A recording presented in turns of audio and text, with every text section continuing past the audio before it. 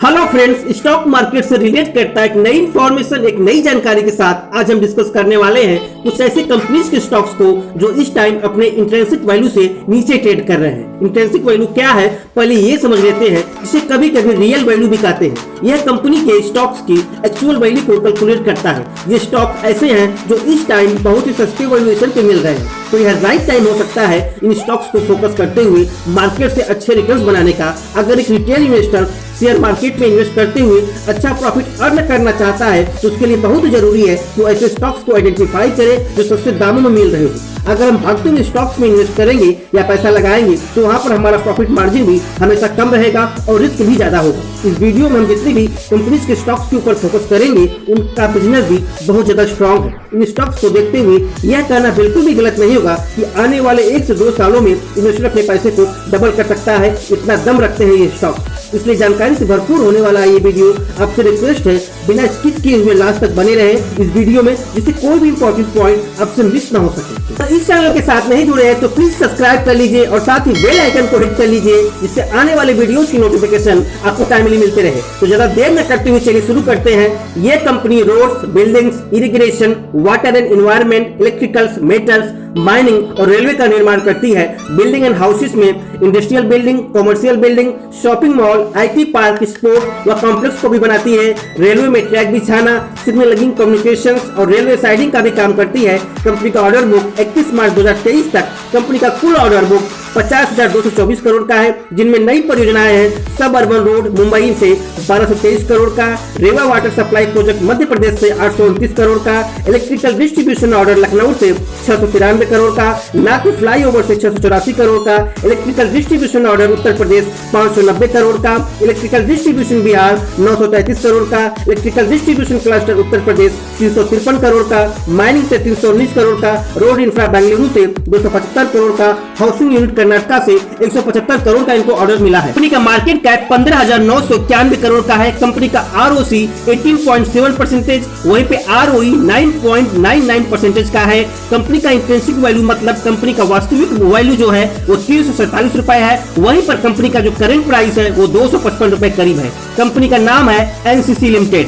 Company का P ratio 23.8, वहीं पर कंपनी का इंडस्ट्री पी 28.8, मतलब उसी सेम सेक्टर में काम करने वाली कंपनी की तुलना में इसका पी रेशियो कम है। कंपनी का डेट टू इक्विटी 0.23 है। किसी कंपनी का डेट टू इक्विटी 1 से कम है तो अच्छा है। कंपनी का परफॉर्मेंस एक वीक में 13% का रिटर्न्स दिया है, एक मंथ में 32.14 का रिटर्न्स, 3 मंथ में 56.35 का रिटर्न्स। YTD मतलब ईयर टेल डेट 1 जनवरी से आज तक कंपनी ने 52.74% का रिटर्न दिया है। वहीं एक साल में 185.38% का रिटर्न दिया है और 3 साल में करीब 187% का शानदार रिटर्न बना के दिया है अपने शेयर होल्डर्स को।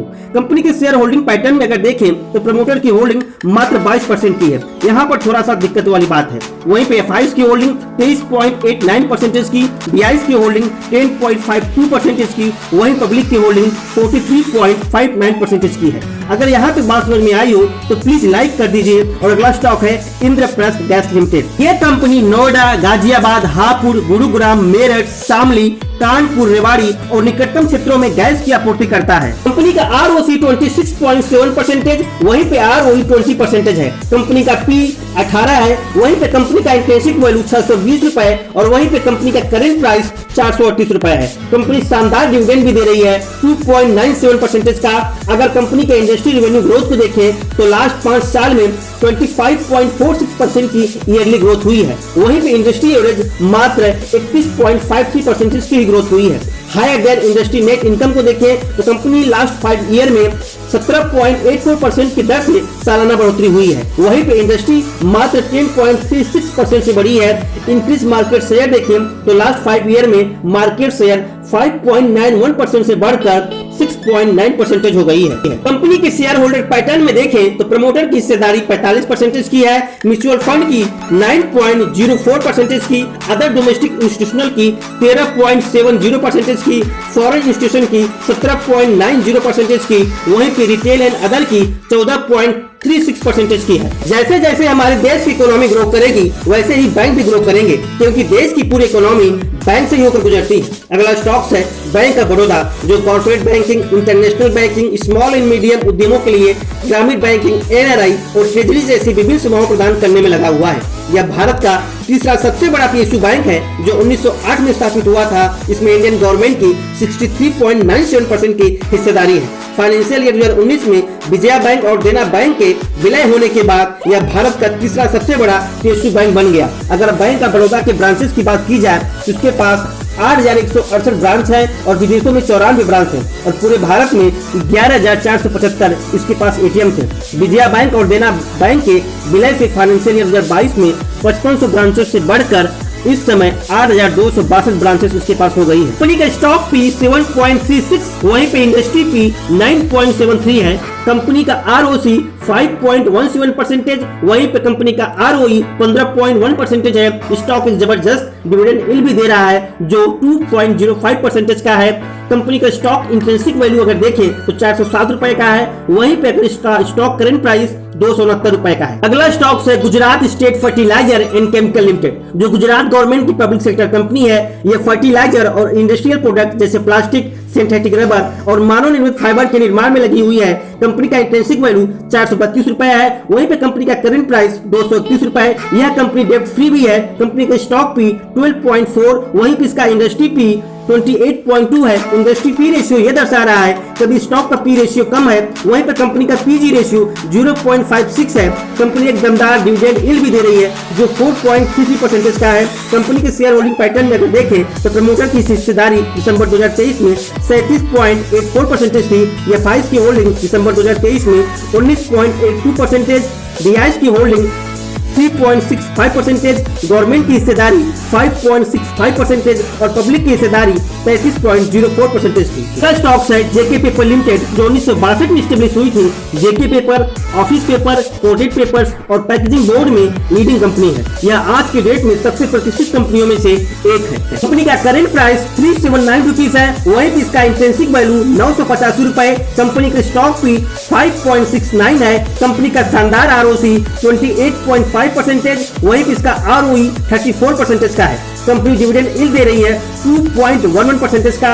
इस कंपनी में प्रमोटरों की हिस्सेदारी 49.64% की, एफआईज की हिस्सेदारी 10.75% की, डीआईज की 3.37% और पब्लिक की 36.25% की हिस्सेदारी है। स्टॉक्स की बात आज हम लोगों ने की है, उन सभी का स्टॉक प्राइस उनके इंट्रिंसिक वैल्यू से नीचे ट्रेड कर रहे हैं, जो सस्ते वैल्यूएशन पे भी मिल रहे हैं, जिनमें से ज्यादातर स्टॉक्स अपने शेयर होल्डर को अच्छा डिविडेंड भी दे रहे हैं। ऐसे में यह राइट टाइम हो सकता है इन सभी स्टॉक्स में फोकस करने का और अपने होल्डिंग्स को बढ़ाने का।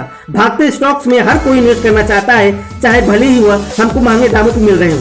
यहाँ पर वो मौका है सस्ते लेवल पर स्टॉक्स को पिक करने का और आने वाले 1 से 2 सालों में अच्छा रिटर्न बनाने का। हो सकता है वीडियो आने के बाद उनके प्राइस में आपको उतार चढ़ाव देखने को मिले, लेकिन ये 5 शेयर भविष्य में कमाल कर सकते हैं। उम्मीद करता हूँ ये वीडियो आपको जरूर पसंद आया होगा। इन स्टॉक्स में इन्वेस्ट करने से पहले अपना खुद का एनालिसिस करना बिल्कुल भी ना भूलें। अपने फाइनेंशियल एडवाइजर से सलाह मशवरा लेने के बाद ही इन शेयरों के बारे में सोचें। इन शेयर के बारे में आपकी क्या राय है हमें कमेंट में जरूर बताइए। वीडियो को लाइक व अपने दोस्तों और रिश्तेदारों के साथ जरूर शेयर करें।